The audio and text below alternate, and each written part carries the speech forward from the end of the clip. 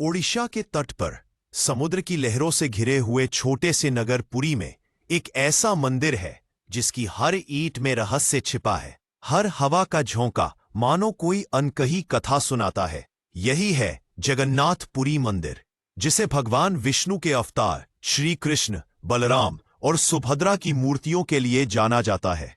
पर यह मंदिर सिर्फ आस्था का केंद्र नहीं, बल्कि एक ऐसा रहस्यमय द्वार है जहां तर्क, विज्ञान और मनुष्य की समझ सब ठहर जाते हैं।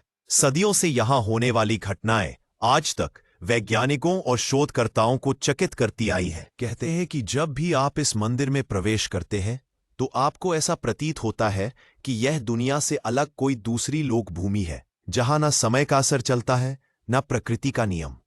इस मंदिर का निर्माण देवताओं की आज्ञा से हुआ बताया जाता है।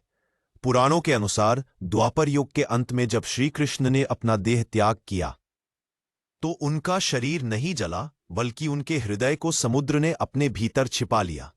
समय बीतने पर राजा इंद्रद्युम्न को स्वप्न में आदेश मिला कि वे समुद्र किनारे एक मंदिर बनवाएं जहां उस दिव्य हृदय को स्थापित किया जाए।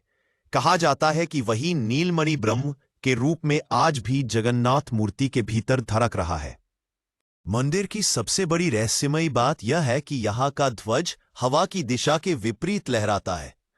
समुद्र किनारे जब हवा पूर्व से पश्चिम की ओर चलती है तो मंदिर का ध्वज पश्चिम से पूर्व की ओर फहरता दिखाई देता है।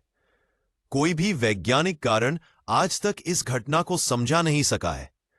और तो और मंदिर के ऊपर उड़ते हुए कोई पक्षी या विमान भी नहीं दिखाई देता।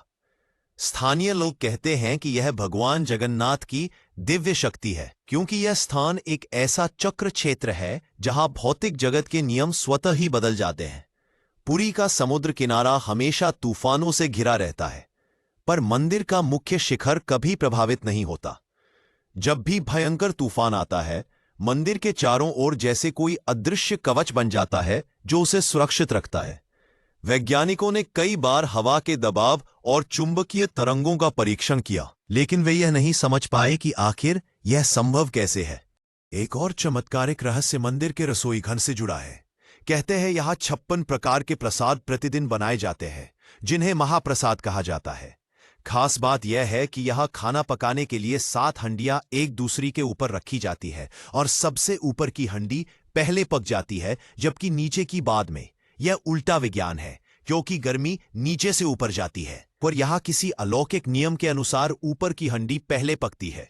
पुरोहित कहते हैं यह कोई रहस्य नहीं, यह भगवान जगन्नाथ की लीला है।